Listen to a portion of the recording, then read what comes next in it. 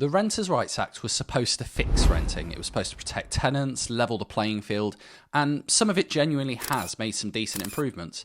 But there are 5 things happening right now that no one saw coming, and if you did, wouldn't have seen them coming this soon. These things are actually hurting the very people that the Act was meant to protect. It's not something I'm reading about in the news, it's simply something that I'm watching just happen in my own portfolio, in my viewings, in real time. I'm Remy, I own 2 buy-to-lets, buying a third this year with plans for a fourth. On this channel I document the wins, the mistakes, the numbers, but today I want to walk you through what the Renters' Rights Act is actually doing on the ground in reality. Some things you're going to absolutely love, some things you might hate, not be a fan of, but let's get started anyway. Let's start with the one that affects everyone, rent. Before the Act came in, I had a property that I had penciled in for around about £750 a month. That was, of course, set by the market based on similar properties in the area. Fast forward to now, that same property is closer to £800. A huge difference when you think about the context of it only being a couple of months. In reality, these costs are going up because there's more compliance involved, more costs involved. You've got to factor in that with the Renters' Rights Act, you're only able to amend your rent once a year.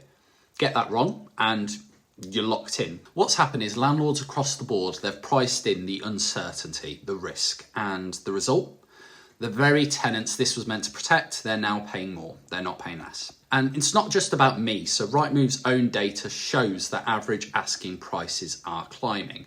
And I'll drop some of those on the screen now. But what that shows is the average asking price based on a 2-bed in November last year was about £1,244.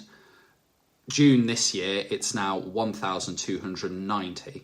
That's a 3-4% increase over the span of 7 months. Next thing I'm seeing is that landlords are selling. I viewed 3 houses a couple of weeks ago, all in the same area, all decent properties. Every single one of them was owned by the same landlord. She was selling her entire portfolio, not because the numbers didn't work anymore, but because the compliance, everything that's involved, they just didn't want the hassle, the headache anymore. This isn't something that's isolated. I'm seeing it everywhere. The NRLA surveys, they're showing record numbers of landlords that are either selling or planning to. And when the supply shrinks, and it is shrinking, the rents are going to only go one way. But of course, the part that nobody says out loud, that fewer rental properties on the market, it's not going to hurt landlords that stay in the game. It just unfortunately hurts tenants competing for what's left. Make sure you stick around because the next couple of points are the ones that I think are going to cause the most damage over the next 12 months. And one of them is something that I'm dealing with personally right now, and it's very frustrating. Right, so this is the one that's currently driving me a little bit bonkers. Under the old system, if a tenant was being evicted, so Section 21, no fault, whatever, you knew exactly what to expect. The timeline was predictable in terms of solicitors, legals.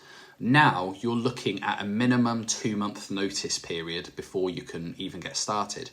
The reason why that matters beyond just landlords wanting tenants out, but if I'm trying to buy a property that currently has a tenant in it and that tenant is being evicted, I've now got to wait. The seller is not going to start the eviction process before they accept an offer, because why would they? They'd be losing rent, they're still got to pay the mortgage, tenants are paying council tax, utilities. If they start that too early, this would all be for an empty property while the sale might fall through. So now I make an offer, it gets accepted, that's when the clock starts. So I'm looking at 2 months minimum for the notice, then you've got legals on top. What used to maybe take 6 to 8 weeks from offer to completion, it now stretches to 4 months or more, who knows? Every property I view now, the question to ask is there a tenant? Because if there is, it's essentially just doubled your timeline. And that's what made it so frustrating for me. At the minute, I'm trying to buy a property which does have a tenant in it, but I'm having to wait. When I looked to make an offer a couple of weeks ago, that's when I found I'm going to have to do exactly the same thing and wait for this 2-month notice period before the real work can begin. The new rules around pets, making things much worse too. If you didn't know, blanket pet refusals are now illegal. So if a tenant wants a pet, you need to have a documented, reasonable reason to say no.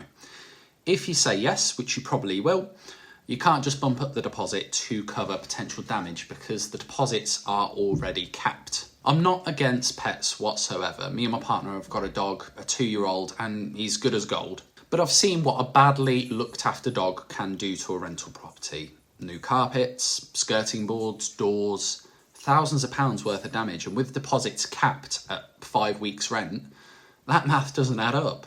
Landlords who are already on the fence, maybe they had 1 or 2 properties, decent tenants, steady returns, they've looked at this and thought, well, if I can't control what's happening inside my property and I can't properly insure against the risk, then what am I actually doing here? And they've sold. That's another property gone from the pool of rental homes that are available to tenants. The ironic thing is the new rules, they limit rent increases to once every 12 months. And the thinking behind that is to protect tenants from unpredictable jumps. But the reality is that landlords, they're now front loading their increases rather than being stuck below the market for a year. If you know you can only adjust rent once every 12 months, some landlords are planning ahead a little bit more. Of course, tenants do have the right to challenge any increase in tribunal. This doesn't really impact me just because I've never needed to increase rent to that extent.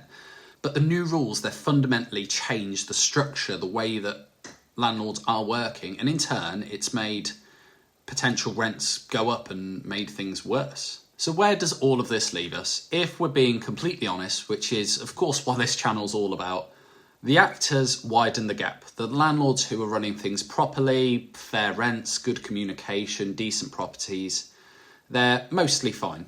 Annoyed by the admin, but fine. The landlords who are leaving, they fall into 2 camps. The ones cutting corners, and honestly, the market's better off without them. But also the ones who had maybe 1 or 2 properties as a part of a retirement plan, who looked at the numbers and thought this isn't worth the stress anymore. And do you know what? It does add a lot. Don't blame you. Those properties don't disappear, they get sold, often to first-time buyers, which is genuinely a good thing. More people getting on the ladder. I've got a rent property at the moment where my tenants are moving out, they're buying their first home. I'm ecstatic for them. But for every rental property that becomes owner-occupied, the rental pool shrinks. The maths is simple. So here's what I'd say to anyone watching this who's either a landlord or a tenant.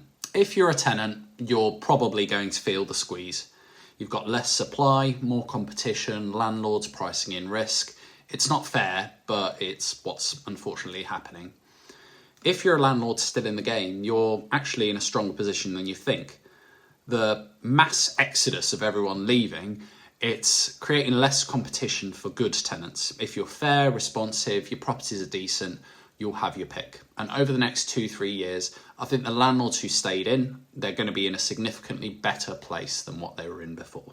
Well, that's my honest take based on what I'm actually seeing, not the headlines, but the viewings, the numbers, the conversations with agents and sellers. If this was useful, hit the like button. It genuinely helps the channel.